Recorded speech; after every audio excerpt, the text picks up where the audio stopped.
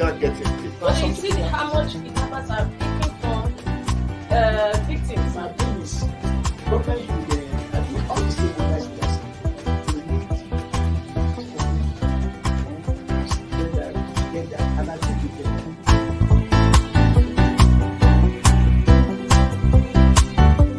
The 3% for the oil producing community is too low. So the support that is needed, and once again, the support your airlines will blossom. This is Nigeria.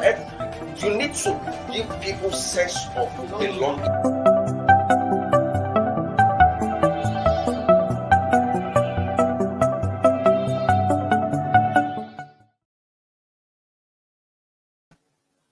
Good morning. Welcome to the first edition of Inside Nigeria on Leadership Television. Incidentally, it's also the first edition for the month of August. Happy new month. My name is Winifred Ubeba, and with me in the studio is an analyst who happens to be the managing editor of the Union Nigeria, Mr. Iteve Nuruddin Ekpobobi. It's a pleasure to have you in the program. The pleasure is of course, it's also your first time too being in the studio with me. Truly. Thank you so much. Thank you so much. Well, viewers, as usual, we have 4 papers for review this morning. We have Nigeria's most influential newspaper, THISDAY, Leadership. We have THISDAY. We have The Punch, and our sister publication, National Economy. And of course, Itetebe will be doing justice to some of the headline stories we are going to be reviewing and discussing. Let's start off with Leadership. Leadership newspaper says this August 1st, 2022, alleged security threat. Police place area commanders, DPOs on red alert in Lagos. Alleged security threat. Police place area commanders, DPOs on red alert in Lagos. Bandits kill 3 policemen, 25 others in Kogi, Sokoto. 4 informers arrested over Kuje jailbreak. Save Nigeria from collapse. Northern Christians urge President Muhammadu Buhari. That's the leading story on Leadership. I'll take it again. Alleged security threat. Police place area commanders, DPOs on red alert in Lagos. Bandits kill 3 policemen, 25 others in Kogi, Sokoto. 4 informers arrested over Kuje jailbreak. Save Nigeria from collapse. Northern Christians urge President Muhammadu Buhari. That's the leading story on Leadership. What is your take on security matters in Truly, Nigeria's recently? Truly, it is quite sad and painful that at a time when we have a general manning the affairs of this country, that we're having this spike, the spate of killing, incessant killing, banditry, terrorism, and kidnapping all over the place. In recent times, in fact, the threat is still there. Calls coming from all over the country asking us, residing in Abuja, how are you doing? What's the situation? Before us, we've had attack in Zuma. Yeah, we've had attacks in Buhari. We've had attacks on military formations, and even a government facility, prison facility, Kuje jailbreak, which became very went viral.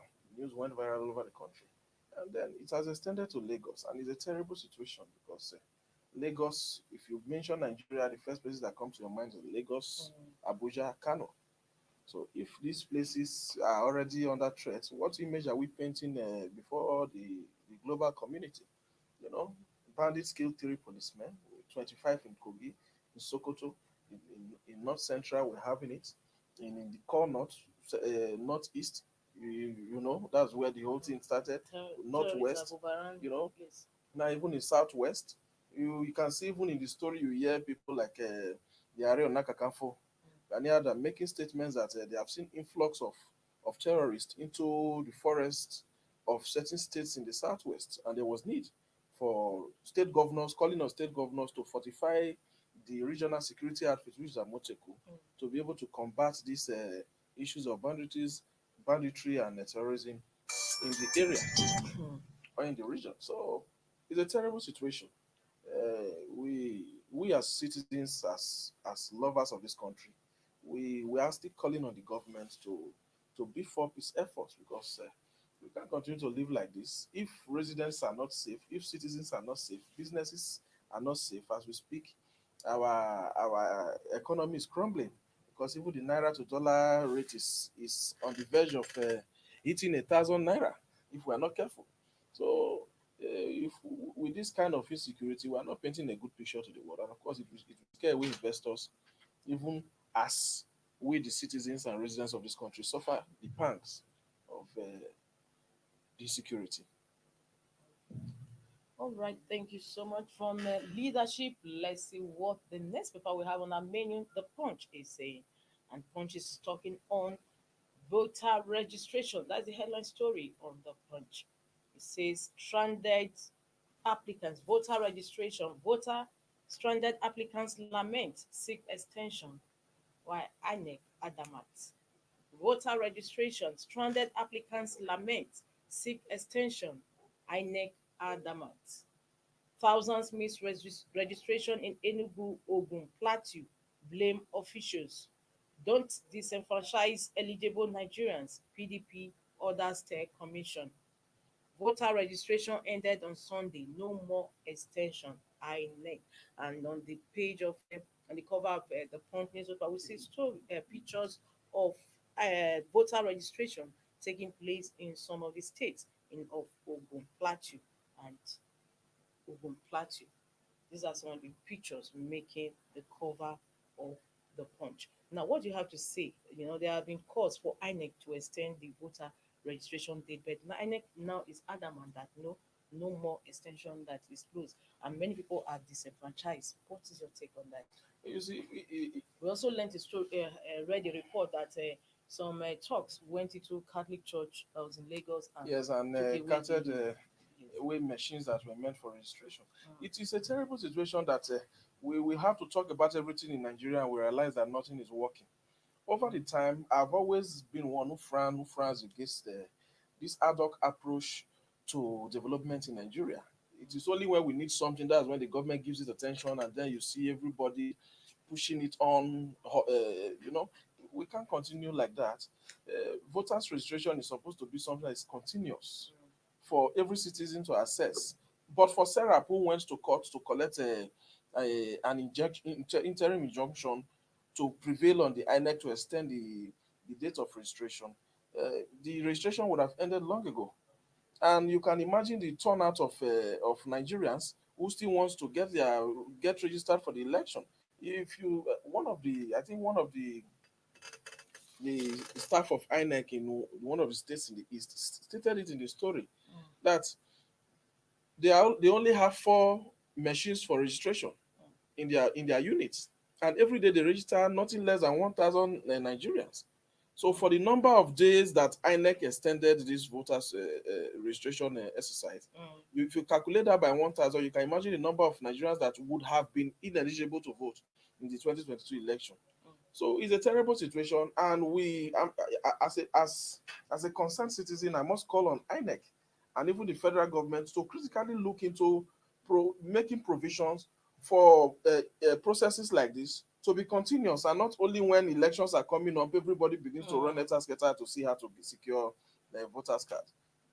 So that is it. Okay, so now what happened to the millions or thousands or hundreds of thousands of people that are not going to have the opportunity to register for their place? Obviously, by the machinations of the federal government, or rather the failure of the system we have, they have been disenfranchised. So they will only sit and watch how the elections play out. And this election, 2022 election, is a very decisive election because new persons are coming into government. A lot of persons are serving as their eight terms in government. So, and the country is tense. So everyone needs to make a decision when it comes to his voters' rights. And it's terrible that such a number of persons running into millions will be disenfranchised. So is there any way out? Is by calling on the government, like I said earlier, to make arrangement for continuous voters registration. It shouldn't be an ad hoc approach every time. Only when there's election, they will set up with how many within 7 or 8 months people should come and register, and with that, once that time elapses, you cancel, and it is not a good thing for. And for example, let us take those who will clock, let's say 18 by September. You've already disenfranchised them from voting because they can't register now until they clock. So these are some of the issues. That we are looking at. Okay, on voter registration, at least there's sharing news from INEC. It says for these new ones that are ready, their PVCs, for those ones that have just registered, their PVCs will be out in October and November. As against next year, January, that they were claiming. It took the intervention of CSOs to say, no, it's too close. You can't wait till Close January the call for the for you to, elections. yes, for Yes. the election. So from the Punch, we're moving over to this day newspaper. Let's see what this is saying. This day says, article, work of Nigeria's next president already caught out is uniting the people. Article, work of Nigeria's next president already caught out is uniting the people. Rallies youth, women support. Wike, PDP governors, stakeholders meet in Abuja. Article, work of Nigeria's next president already caught out is uniting the people. Is uniting the people. Rallies youths, women support. Wike, PDP governors, stakeholders meet in Abuja. That is the leading story on this day, is August 1st. Uh, Article by his own hand has, I can say, has shot himself on his foot because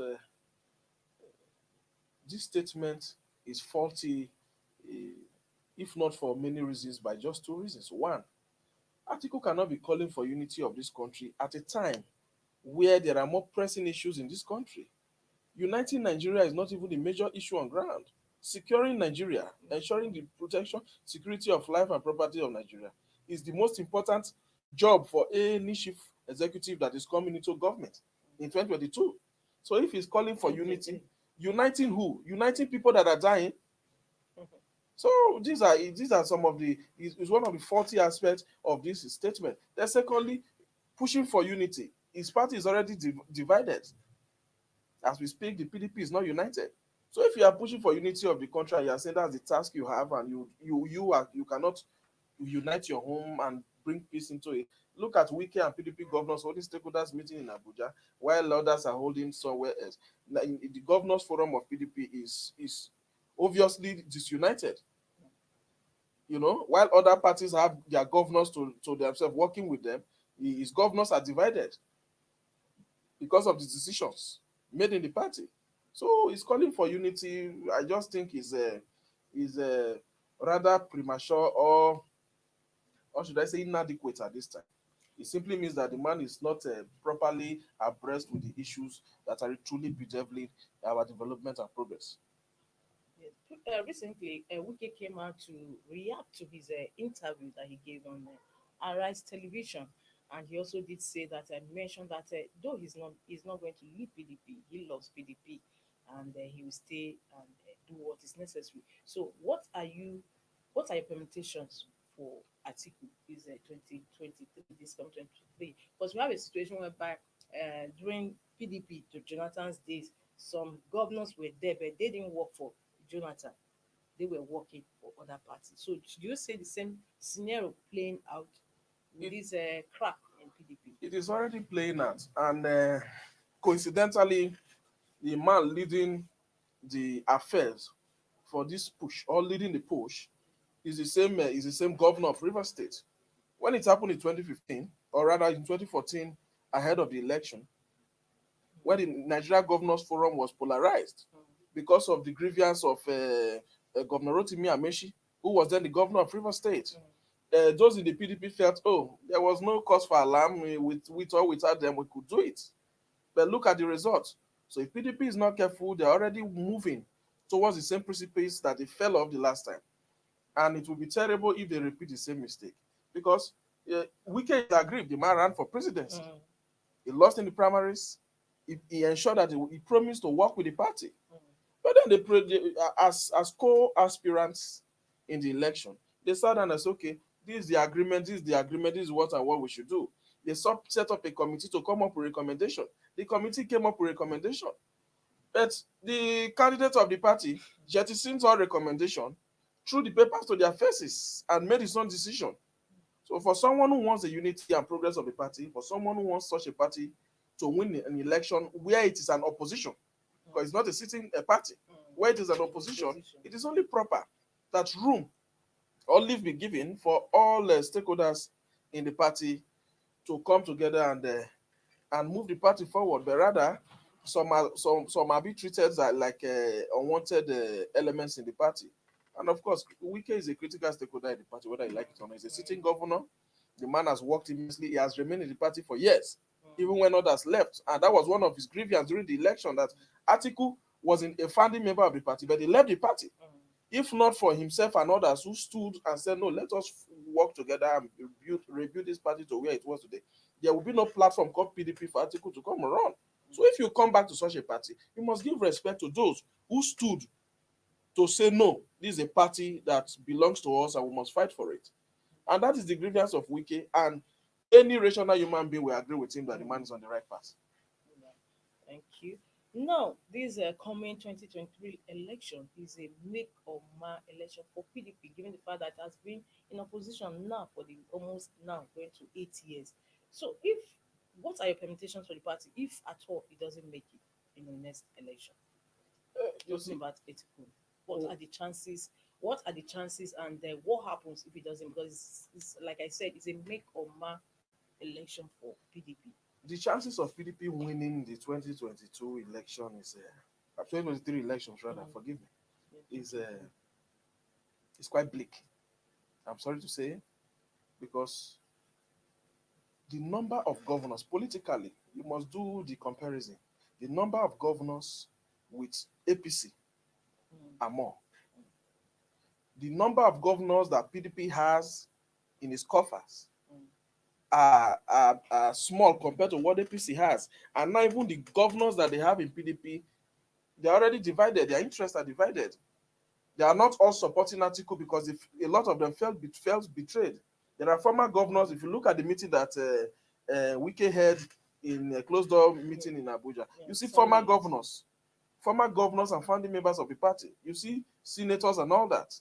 So if you already have aggrieved members, and these are all the ones who could come out to say we are bold enough to show our faces, there are those who are also playing behind the scenes, saying, don't worry, we are with you. When the time comes, they're also weighing the options.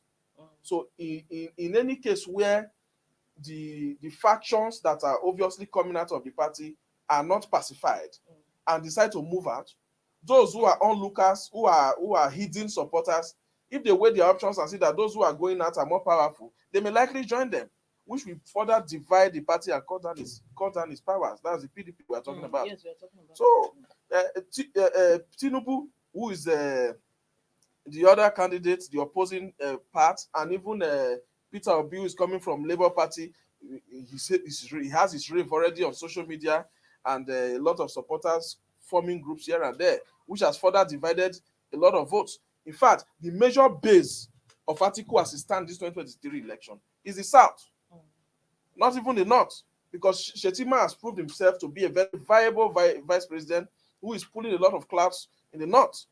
And Atiku has not also shown the body language, a strong body language of someone who is ready for this election. If you look at the media engagements in recent times, the vice president, Senator Dr. Ifeanyi Okowa, is doing more of media engagement than even Atiku, who is the president. So these are issues, these are some of the variables that we must look at. And I just feel, not only feeling, with all indices on ground, every Nigerian is clear to every Nigerian that, look, if the PDP does not put its house in order, it is going down the same lane that parties like SDP, who were national raves at the time, have gone, and it's terrible. Yeah, thank you so much. That is all we can take on this day newspaper. We are moving over to the next paper we have on our menu, and that is our sister publication, National Economy. National Economy headline story: lack of 24-hour operation at airports cost Nigeria 4.3 billion naira annually. Experts. Lack of 24-hour operation at airports cost Nigeria 4.3 billion naira annually. Experts. That is an investigative story. The Nigerian aviation sector, the whole truth is that why is everything in Nigeria looking as if they are not working? Nothing seems to be working. And if you look at some of these, a lot of the airports that are in Nigeria today, if you look at the budgets, you see that this night lighting for daylight and night lighting for these airports are properly budgeted for. But we have a problem with implementation in this country. I can tell you for free that one of the airports that is not mentioned here is the Delta State Asaba International Airport, which at a time was acclaimed on newspapers and television to have the capacity to land planes at night. So what happened? Even in recent time, there was a renovation, but I'm not seeing the name of the airport there. So that's to tell that there are a lot of airports that money have been squandered on, but we are not seeing the result for the taxpayers' money that have been spent. So it's a terrible situation that we'll have to lose almost four or over 4.3 billion annually. That's good money that can help to, if pumped into several sectors of this economy, or harnessed properly and pumped into several sectors of this economy, will help to boost our country's development. But today, it is not so. It is sad. So if I may urge, or if I may call, I call on the government to look into issues like this, because these are revenue generating investments that the government can look into, even if it means going into PPPSP, that's private, partnership with a private sector to come into such things. It will be viable if that is what it takes to get the country running. Oh, thank you so much, so very, very much for coming to our program. And we still have our next paper on our menu, and that is Daily Sun. Daily Sun is on insecurity. It says insecurity ministers, senators, reps avoid states, seek refuge in Abuja. Insecurity ministers, senators, reps avoid states, seek refuge in Abuja. Top politicians also abandon flashy cars, move around in disguise. The security situation in the country is terrible. It is truly Everybody terrible. is scampering for safety. And who do we run to? Where do we run to? Nigerians are already trying to cope with the pangs of a crumbling economy. You know, the standard of living and the cost of living on daily basis, while the standard of living plummets, the cost of living is on the rise. Now, insecurity has come to stay, obviously, because for almost 8 years, insecurity has been battled. But instead of it to go down, it has become a multi-headed hydra. You cut one head and And, 3 more heads spring up. So it's a terrible situation. But if I may add my opinion, I would say that I'm happy. I'm happy that it is not only the poor man or the masses that are suffering the insecurity. Even our ministers and senators and House of Rep members, because they're already avoiding their states. They are all in Abuja because Abuja even seems to be Abuja is not even safe is any not even longer. safe You anymore. just mentioned those attacks All around earlier us, on in our program. So Abuja is not safe. all around us, and even with us, because we don't Mm. even know, we don't know who is who anymore. Exactly. Even those who are with you now, they may be informants. And if you look at one of these reports by Yes. leadership earlier on, it Yes. said 4 informants were Some arrested informants over were Kuje, arrested. because Yes. there must be informants Over giving Kuje information to JP. those who are Oh outside yes. to come in. So And it's for the bandits to operate 2 hours, just 2 hours in two Kuje hours during without daybreak. swift military or paramilitary intervention. It tells a lot about the kind of system we have running in the country.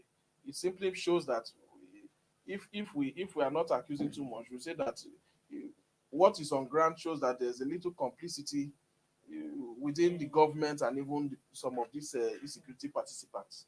And it's a terrible situation. But I'm happy that we are all feeling the pangs of what is happening. The senators, the reps, all of them, at least when they feel it like this, everyone will know that there's need for them to stop. And that is it. Thank you so much. We are going on a short break. When we come back, we'll have a session, an interview session with our security expert, Professor Aziz Olaniyan. He's a security expert. Please don't go away. Stay tuned. And meanwhile, it's been a pleasure.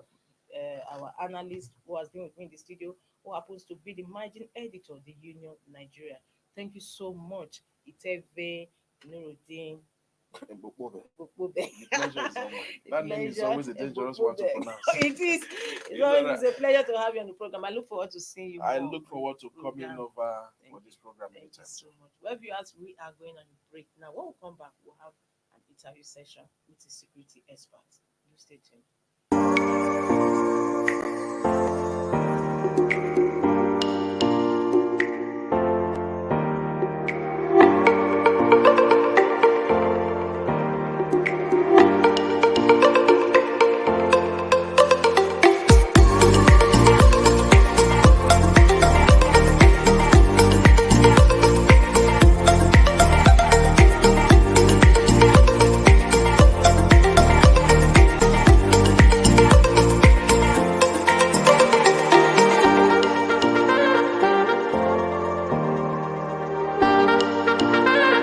For sponsorship and advert placements, please contact 080-3688-6158. Last Word Leadership Podcast Studio. You have the last word.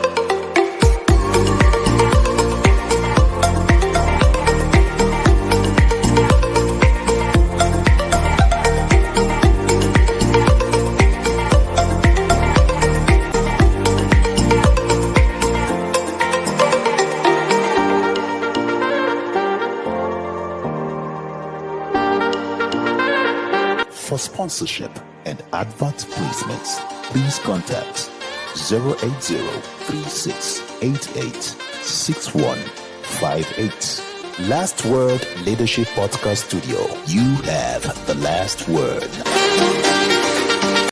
Inside Nigeria, keeping you Inside Nigeria, keeping you informed on what matters.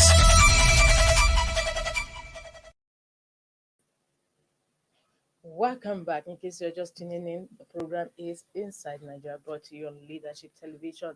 My name is Winifred Ugbebo, and you're welcome to the second part of the program. And we have a guest who will be joining us virtual. He's a security expert, Professor Aziz Olanio. Professor Aziz Olanio, it's a pleasure to have you on our program, second segment, interview segment today. How are you doing? Thank you very much. I'm fine. It's a pleasure to be here with you this morning to be Thank part you of the so much. discussion. Thank you very much. Yes. Yes, we are talking about the incessant security challenges we have in our country presently. So I want to ask you, hello, are you hearing me? I can hear you, yeah. You can hear me. Okay, why is Nigeria's internal security this bad? Why is Nigeria's security this bad? Internal security this bad? Hello? Yes, I'm hearing you. Okay. Yes, I can see you now. Okay. Prof,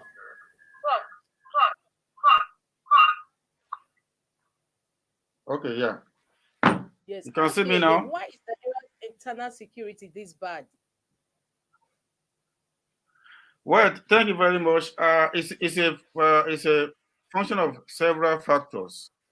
So we have to look at one, the leadership will, the political will from the leadership of various sectors in the country, both at the federal and state levels. We also have to see, look at the factor of the kind of security forces that we are having in the country. You agree with me that it appears that the security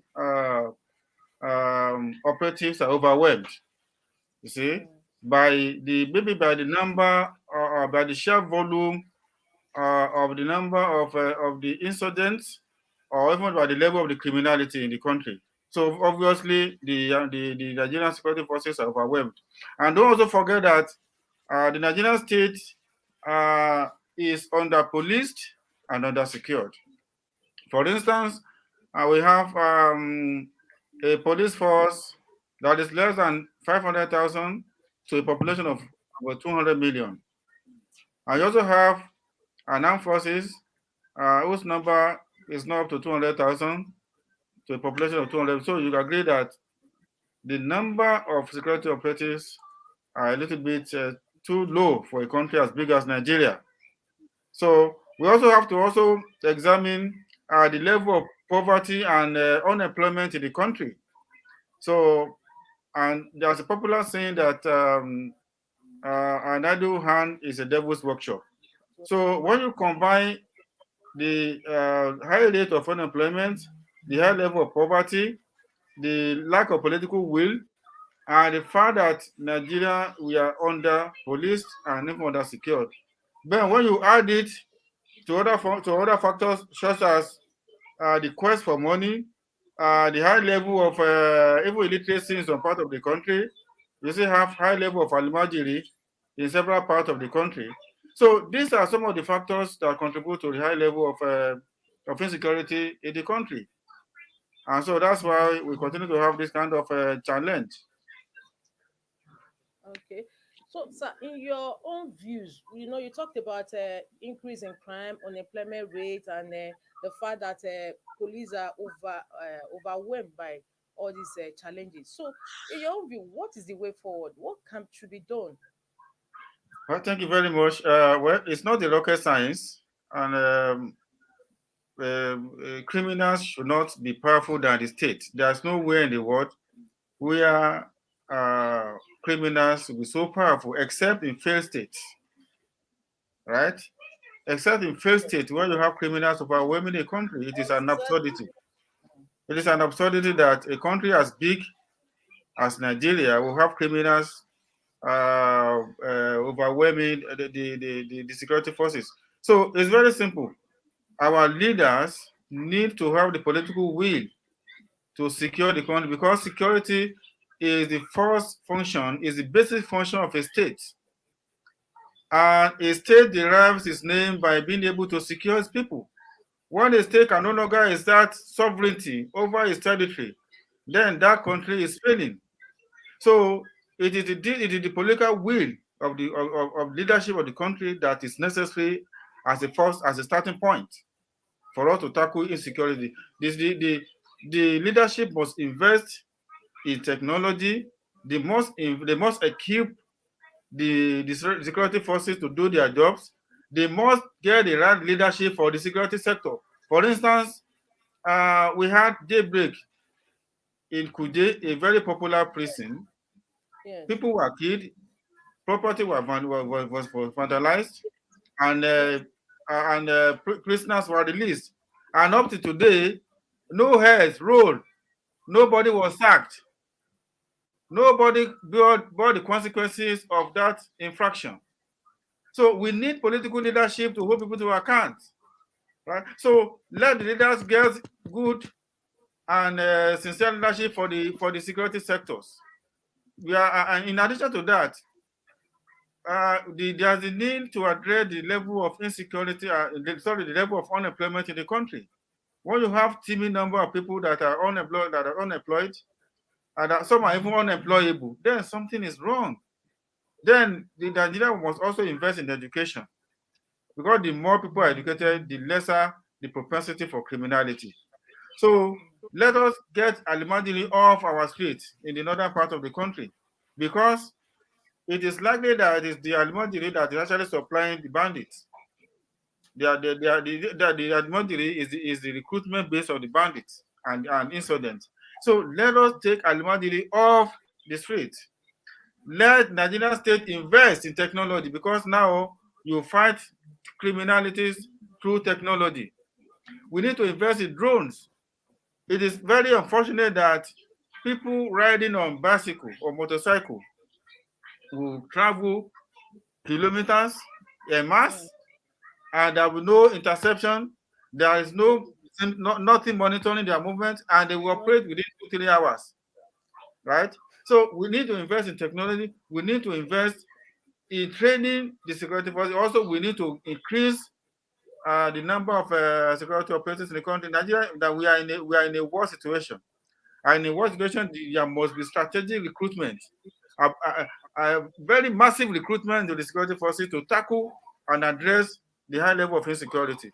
Unless that is done, I'm afraid we are in for it. Yes, that leads me to the next question, Prof. Now, with this high level of insecurity and economic meltdown, so to speak, is Nigeria tilting towards a failed state? Well, I'm an optimist. I don't want to be pessimistic, right?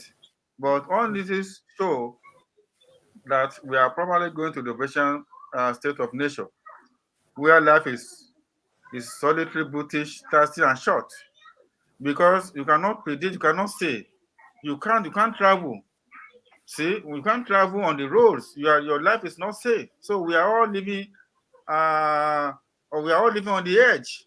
So I'm an optimist, but facts on ground, is pointing to the fact that we are gradually entering the emergent state of nature, where anything goes. And it appears that our leadership in the country is sleeping. For instance, there was a train attack, and several months, some people are still in captivity in this country, with our level of development, with our level with our sheer number. It is very, very unfortunate that some ragtag criminals will attack a national train station, a national infrastructure. They will cut away human beings like you cut items, and they will keep these people for months and no response from the state. It is very unfortunate. It is annoying. So these things point to the fact that we are gradually failing. But I don't want to be pessimistic. But there are all indices that things are not right in this country, and something must be done. Because I said initially that security is the basic function of any state, and once that one is missing, then that state is gradually losing its name to be called a state. Okay, thank you so much, Prof. Sorry for that hitch. Now, I want to find out, if you were the commander in chief, what would you have done to arrest these impasse in our security architecture? Yeah, I will be more aggressive. I'll be more concerned. Heads we should roll. Heads by now, heads must have rolled, and you get new hands. You give them mandate. They want this thing done. That is why it's a commander in chief. It's a matter of giving order. And once that particular person is not delivering, then you remove, and then you replace. And those that should be prosecuted should be prosecuted. For instance, the Kuje prison attack. Some people should be in the court by now. Some people should be in jail. Some people should be facing trial. Some else should have rolled. The train attack, there must be should have rolled. So many attacks in the country, as if we are not human beings, as if we are goats, as if we are animals. Even animals, you cannot treat animals like that, right? Even if you're goat, if you have a group of a herd of goats and some are missing, you try even look for them. But we are just spinning on concern as if that continues. For how long? And everybody is on the spot. Everybody is prone to attacks. So we are all praying that we will not be part of it. But you see, all those people that were attacked and they were carted away like goats. They didn't pray for it. They didn't hope for it. They must have prayed before they left their home in that morning too. But look at them now; they are in captivity. And you now paying insurgent non-state actors a hefty sum of money to release citizens of this country. It is bad. It is terrible. Right? So if I were the commander-in-chief, by now I'll be more aggressive, I'll be more concerned, I will be addressing the country, I will be keeping putting the leadership of the security forces on their toes. And if they default, if they are found incapable, I will remove and then I will replace instantly. That is how it should be. That's how it should be. I'm afraid the leadership is not responding. It's feeling unconcerned, and it's not good. It is not good for the image of the country. It is not good for the safety of all of us, right? Because the leadership, the president, particularly the leadership, right, campaigns, he sought our vote. We gave him our vote, and he promised to secure us. But what is happening now? So something has to be done. So let the president be the commander-in-chief. Let him charge the security forces to do their job. If we need to recruit more people, let us increase the number of security forces.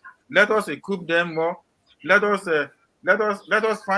make them work. Because I believe sincerely that within the rank and file of Nigerian security forces, particularly the army, the police, we have very qualified personnel. We have highly trained personnel. You need to go to the midst of Nigerian army. You see the level of education. You see the level of professionalism. You see the level of expertise in these people. So something is wrong. Something is wrong that some group of ragtag criminals will now easily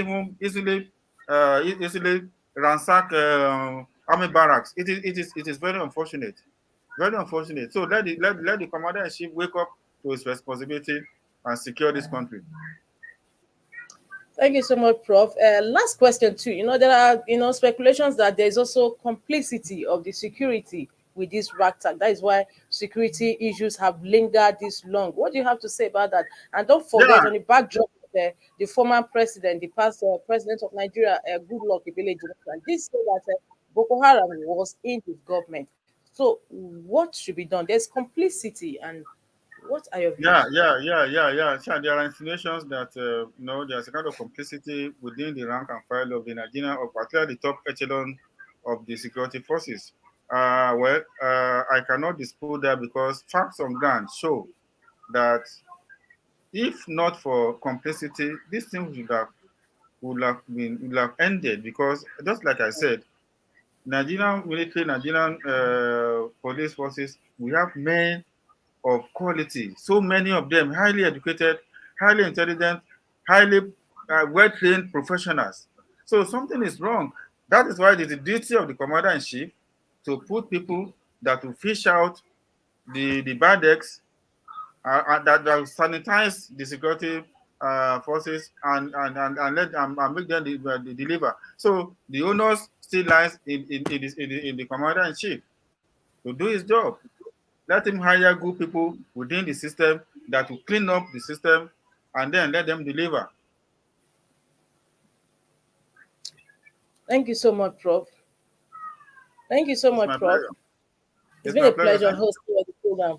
Hope to see you more on the program. Thank you very much. It's my pleasure. Thank you very much. Well done. Thank you so much. Well, viewers, we've been talking with a security expert, Professor Azeez Olaniyan, and he's been shedding light on the incessant security issues in Nigeria. And this is where we call it a day on today's Inside Nigeria. Don't forget, tomorrow is another day. I hope to see you tomorrow. I remain Winifred Ugbebo. Bye. Thank you for watching. For sponsorship and advert placements, please contact 080-3688-6158. Last Word Leadership Podcast Studio. You have the last word.